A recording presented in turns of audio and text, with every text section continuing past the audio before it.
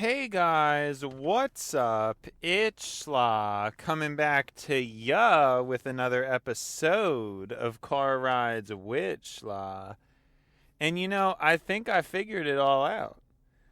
I've been focusing way too much on who SCHLA was and not enough on who SCHLA is. You know what I'm saying? Like, this whole time, man, I feel like I just forgot who I was. I forgot who SCHLA was.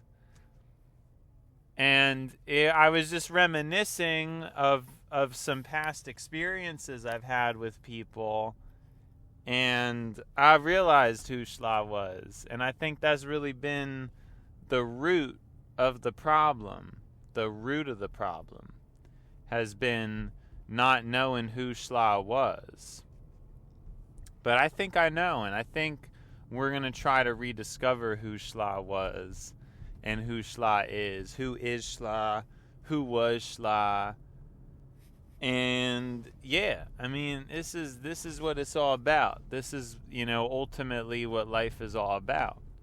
The end of the day is living and being free. So I have nothing but love for my adversaries. I got nothing but care for my offenders. I got nothing but joy for my nemesis. You know what I'm saying? Because I'm assuming it wouldn't be nemesis is. Because that nemesis is don't really sound too good, do it? I don't know about nemesis is. I mean, maybe nemesis might, I don't even know how that works with words, though. What's plural? Foxes, foxi. You know what I'm saying? Like, I don't even know what the way to do it is. I don't even know what the wording for that kind of stuff usually goes. I don't even know, man. Like, but I'm trying to think and figure it out. And yeah, I just don't know. I'm not sure. But yeah, we're trying to think about that joy. We're trying to be about joy now. Like, I almost dropped my phone for the first time, but I caught it and I was just chuckling, man, because that's no reason to be upset. I mean, honestly, maybe I was a little stressed, maybe I was a little upset about it, but not really. Like, I was just like, yo, that's good that wasn't a save. I mean, think about that. Because that's a situation where, just to give some context, I usually get really upset.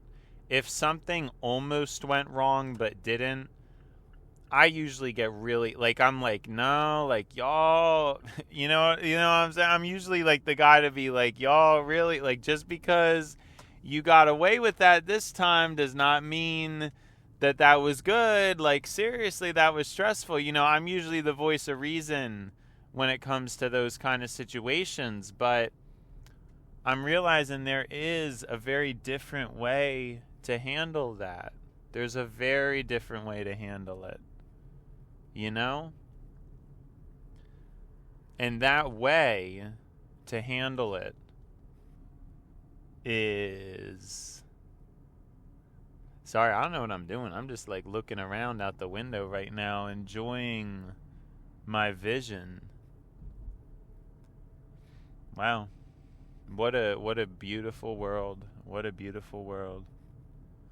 There's a different way to look at it. I mean, there is a reason to be happy at a close save. I mean, maybe there's a balance to it where you do learn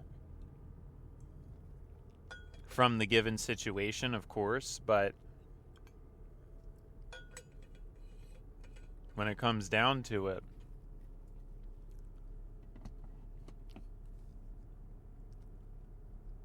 there's usually always a reason to celebrate, right? I think that's the moral of the story, is celebrating is good.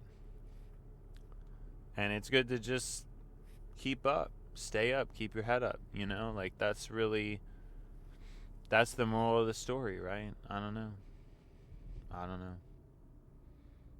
Isn't that all life really is? Isn't that all life really is? So I'm trying to find my joy. I'm trying to find the eternal joy, Figure it out. Get somewhere with it. It's all good stuff.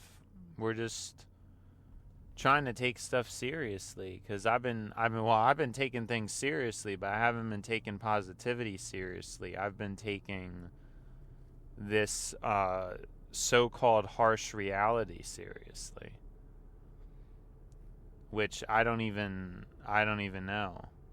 I mean, I honestly think what could have happened is, when I did briefly know the law of attraction when I was a teenager, it's possible I just put in so much positivity during that short burst that it protected me all these years later. Now I'm picking up the baton again, That passed me when I was a teenager. It was it was handing the baton, but then, I lost it for a while. And now I found the baton on the ground, my future self, and I'm picking it back up and I'm running again. And like I said, it's a slow process, but I think we're trying to make progress. I'm trying to be less stressed, less flurries of thoughts, and more neutral or civilized thoughts, which may be disappointing to you guys, because obviously it's pretty entertaining when I begin to speak very quickly.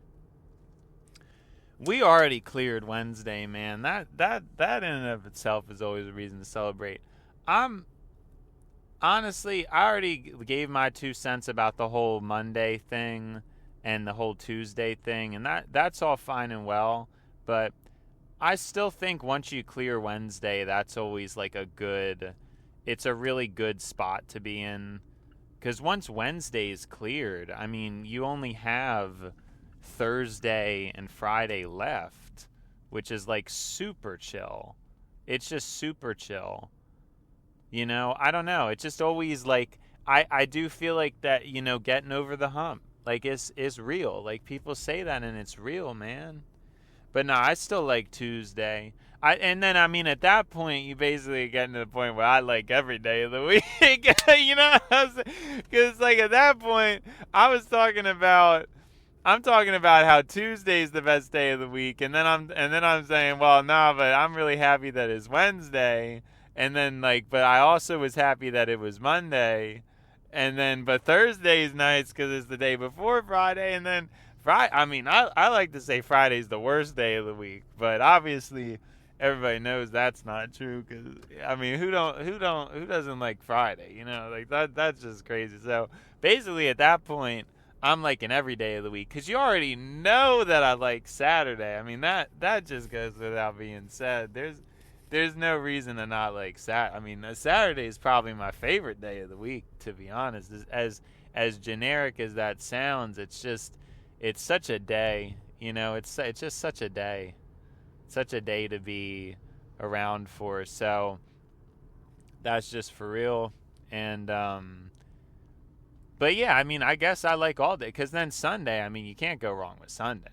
I mean, how could you go wrong with Sunday? Sunday, it's always fresh. Sunday always feels fresh, and I'm a morning person. I love mornings, and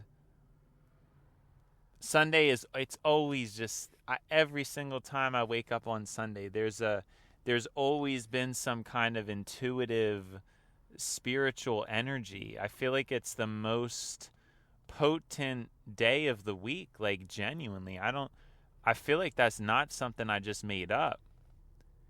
You know what I'm trying to say? I genuinely feel that, and I've always felt that my whole life. I've always felt that I've just always felt that about Sunday. Sunday is just, it's always such a good day, I've always felt that. And yeah, I mean, seriously, I always felt such a refreshment. So every day of the week's good. I mean, that's what I'm saying. Every day is good. That's the whole point. Isn't that the whole? That's the whole method. That's the method to the madness, man. And that's not. That's just opinion. That's just all opinion. I don't. Who cares about facts, man? Who cares about facts? Nah, I'm joking. So many people. I feel like that's their vibe.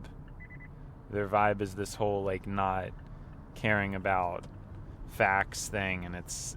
I mean, maybe there's some merit to it. I've talked before about I'm kind of a believer in the idea that the truth is what has the best results. So that's kind of been one of my major arguments for religion in a secular way, because I always think it's important to keep it secular, because that's really where rationale is in its truest form. You know, you can say, oh, well, you should follow this religion because God's real. But that's kind of missing the plot. Like, I feel like that, you could say that to somebody and it be meaningless, because then someone can just say, God's not real. And then what do you respond to with that? So when it comes to religion, I view it very secularly. I think there's data that shows that people who are religious are usually happier. And again, these are just averages. There's tons of religious people who are miserable, and it's possible that they would just be miserable regardless, or maybe they would be even more miserable if they were atheists, or maybe they'd be less. Who knows? But when we look at and we observe averages and trends, it's very clear that there's a lot of benefits with people who engage in routine. And I think that is the core of what's good about religion. Now, a lot of people nowadays, religion's not so nice of a word, so they softened it. They softened it on them. Oh, I'm not religious, I'm spiritual. I'm spiritual. Because spiritual is a light word. It's a pretty word. It's a beautiful word. It's sparkly. But religion, it sounds very severe. It sounds stone. It sounds very humph. You know what I mean? And so people don't want to attribute themselves as religious. They want to be spiritual. And that just makes me want to be religious, and own it. That's all I want to be with that, because that's my contrarian in me saying like, no, I'm trying to do that. Other people don't want to do that. I'm trying to do that. That's the contrarian in me. Now, what were we trying to get at? Yeah. So I base things secularly, because you need to have secular arguments for everything. And I don't think something can be true without a secular explanation. So when you look at the data, it seems like people who are religious are happier. It seems like people who have, and even I've said that before, and then people are like, oh, well, maybe not a religion, maybe some kind of spirituality. And it's like, that's fair, but I do think subscribing to a religion is just generally just a good thing for most people. And I don't know that everybody has to necessarily, because I don't know, maybe it's not good for everybody, but I think a lot of people, they would be better off if they just followed a religion. Like, that's kind of the premise I'm getting at. I don't think it matters too much if you're an atheist and you can thoroughly explain your rationale and reason for being there, and you still have like a solid foundation of rationale. But I'm saying for the majority of humans, based on how we observe how they act, I don't think they're happier or better off going through life blind, not following any type of morals or ethics or anything like that, and it just doesn't make any sense. Like I think a lot of people really need direction, and freedom is just not good. It's not a good thing when it comes to, just observation of it with humans. When we are free, it is not good. And that's always the irony that I present, because obviously usually the right-wing political movements, which try to attach themselves to God more so than the left wing, are the same ones that are for hypercapitalism and intense growth, which it's cool. Like, don't get me wrong, it's cool. I'm not, I try to stay in understanding all perspectives, but it's ironic because I don't know that there's a disconnect there. There's definitely a disconnect there. But then, on the other hand, I've made the argument that what if God wants us to be at our best, which is possible. I know it's something that isn't usually considered. A lot of people, I think, highlight the humble nature of God, but I don't really know that that's true. And like I said, I kind of feel that God wants humanity to be at its best, at its highest form, both materially and spiritually. But you obviously don't see that in people, and it's why I say what I say, because I just don't see evidence that widespread lack of belief is a good thing.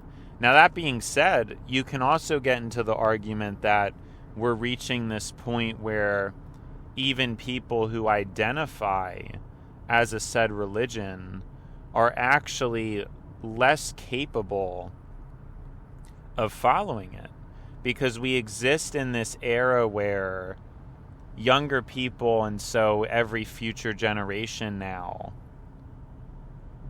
is inundated with short form content. And so it changes the way we're really able to function. It brings out a lot of the lower states, the lowest states of humanity, with shorter attention spans and short form content. It draws out the bad things in the world. It draws out the worst in us. And so people can claim to be religious, but I don't know if they really follow it to the same degree as their forefathers. I think a lot of things now are very aesthetic, because I think in some ways there's been a resurgence, albeit small, in religious interest. But I just wonder if it's really getting to the crux of what is or not.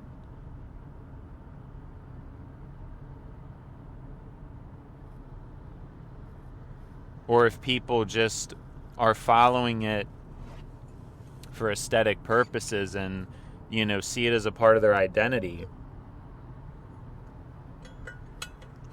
But then who knows if it's actually being followed, or if you're actually following the core beliefs enough. That's a whole other question. And we're probably going to see that a lot more with different beliefs and things that come about over time. We'll see it all. And it's going to be interesting, that I'm chronicling a lot of this stuff, because I don't know, it's just interesting. I'm documenting all this stuff. I to look back, and even when I talk to people, realizing already in my early 20s how much more effort I've just put into life and trying to figure things out, trying to set myself up on the right track. And in some ways I'm behind people in some ways, but I think overall I've really made a lot of progress in this past year, and I'm hoping that next year will be even better. Really should be. I think I got a lot of the sillier things out of my system, and I'm trying to lock in, save money and just go through the motions. And then in a couple years, things should be pretty fun, if I'm able to accomplish that. But we're in a really good place, and it's really important. I think it's very important to vocalize that and to stop focusing on past damages and things like that. I mean, it's just not worth it. I've still persevered through it all, and things are good. There's really no reason for me to be harping away on things. And so we're trying to maintain that, I guess. We're trying to maintain a higher level and higher thought about things. Super important. Or I'm taking it seriously now that it's important. It was always important. But I think even when I was negative, or could still be, no, I'm not. I'm over it. No, I know. It's just fun to put that out there. Like, I'm all positive now. But I still think I was doing a lot of good. I think even though my thoughts were negative, they were very karmic. They were very calculated and caring about justice. I mean, people get upset for all kinds of reasons. But for me, I was never blindly angry. I always had, I think, a justified reason. And I think I would vent to God. And I don't know. I mean, things have worked out for me. Why would I think they wouldn't now,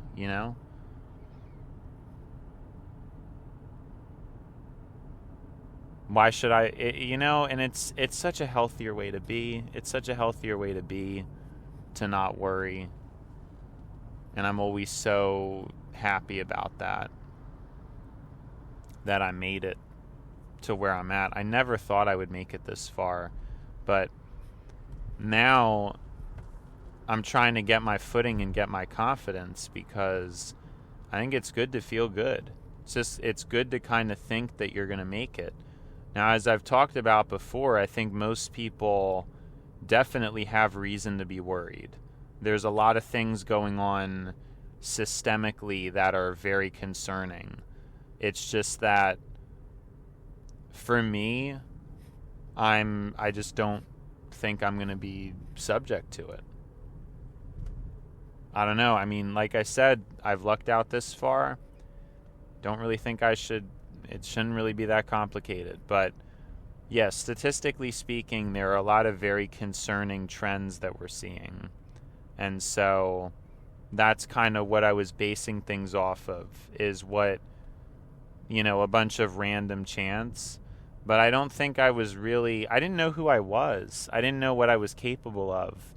And the stuff I'm doing now, I would constantly be cautious to, and I've always been like this, I've been cautious to say that I'm good. I've been cautious to say those things because I'm always thinking about humble and ego kind of stuff. But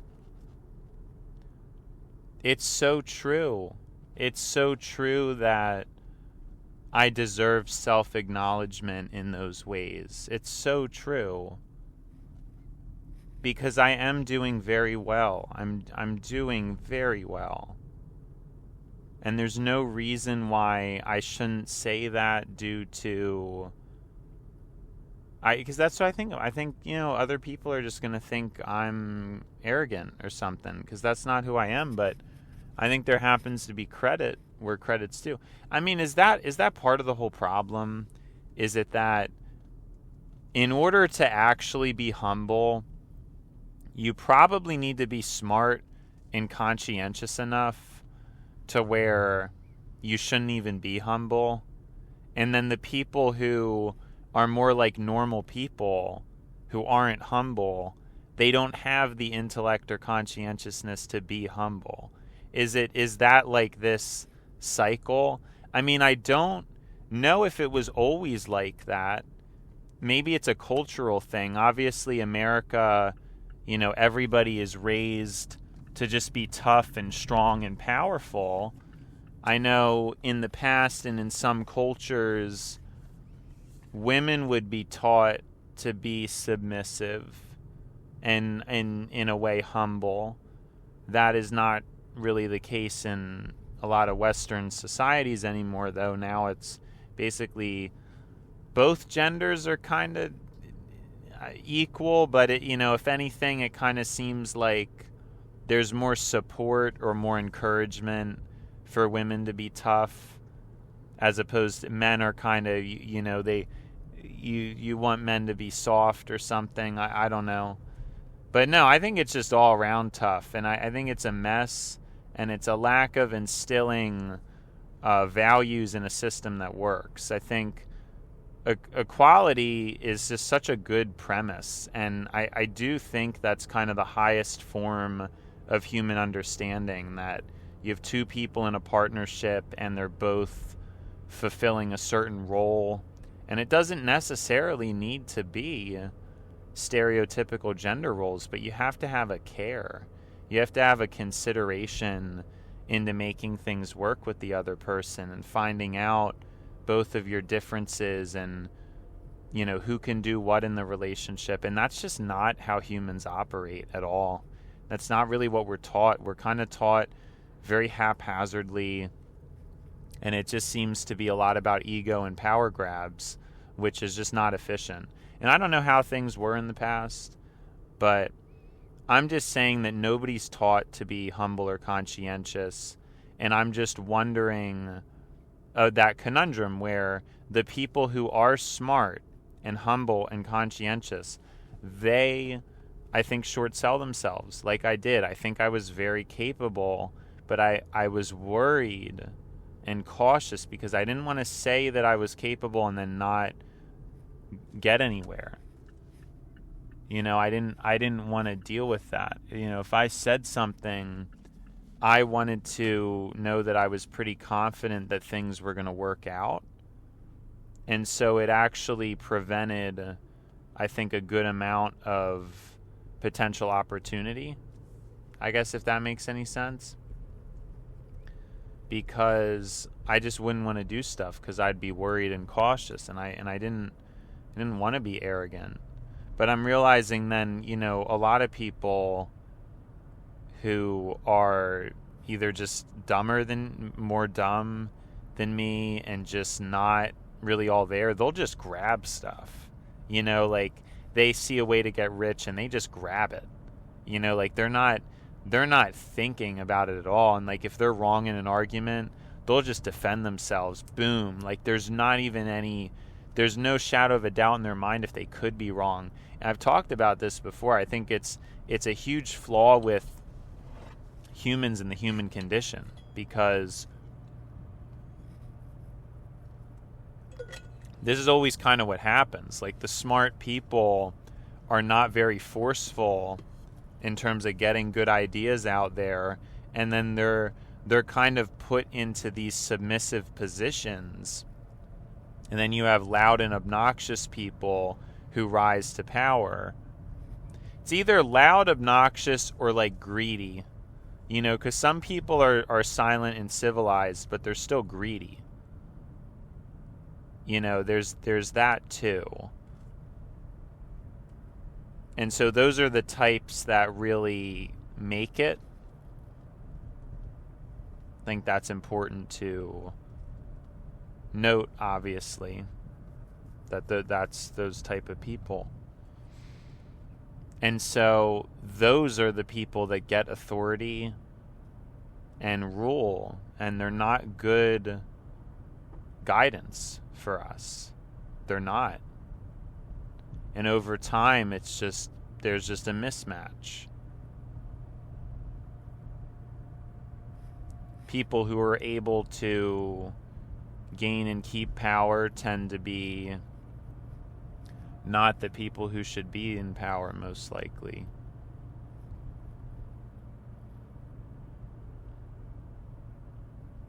You know?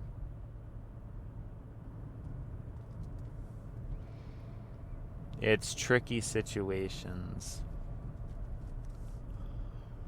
But I've always had that theory that a lot of the quieter, smarter people really need to speak up. We need to rise up. And that, it's a super important thing. And I'll admit it, even in my life, I don't even know how much you can do. That's part of the problem as well. There's only so much you can really do. And so you try, but what can you do? If somebody doesn't listen, I don't know if it's possible to make someone care. I've seen that. But it's negative energy, though. Like, it's a negative belief I probably shouldn't give into.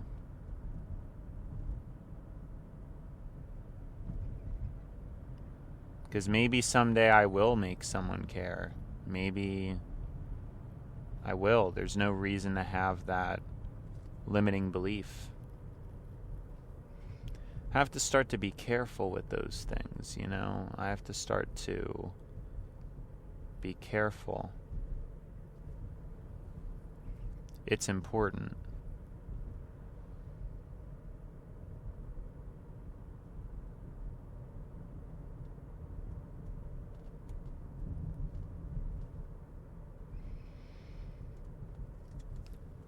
But again, I don't have anything to complain about. I mean, it's just, you just have to think like that. Because it's, a lot of times, things are so relative anyway. It's just hard for us to see through this material mirage in front of us. We take it so seriously. But none of it's real. That's like, you have to remind yourself that none of what we see and what we hear, even this conversation, it's all incomprehensible. There's nothing there. You hear my voice, but I'm not here.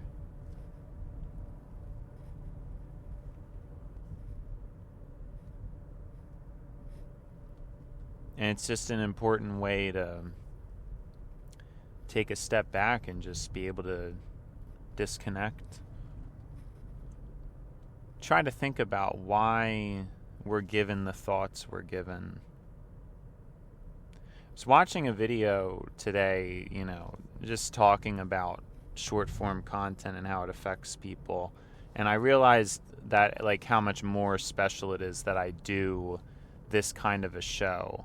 I think the type of muscle it's flexing in the brain is very uncommon nowadays, because most people, again, it's very easy to just scroll instead of thinking about anything, because thinking is a bit more painful. And we're probably just going to see more and more fallout from that as time goes on. Because it is a little bit crazy, and we're going to have a whole generation of people that have insufficient abilities to have long thoughts. Now it's little moments for people in the car or while they're taking a shower, because any other point you're just like clamoring to get the headphones in and the screen on. It's crazy. So, the fact that I'm doing this series, I think it's very important. And maybe someday we'll even get more personal about things, and that would be really something special. Who knows? But for the time being, it's very good that I'm putting this content out there, even though it may not be as palatable. No, there's definitely not. I'm not even going to say that anymore. It's palatable. Take the palate. Seriously. But it's very good. It's very good that I'm doing content like this. I think it is. And it's good for myself too. Because I avoid so much of that stuff, but it's so isolating because I'm dealing with people who have little to no thoughts. And it's so isolating. But it's been SCHLA, and now it's time to buy SCHLA. So, see you, SCHLA.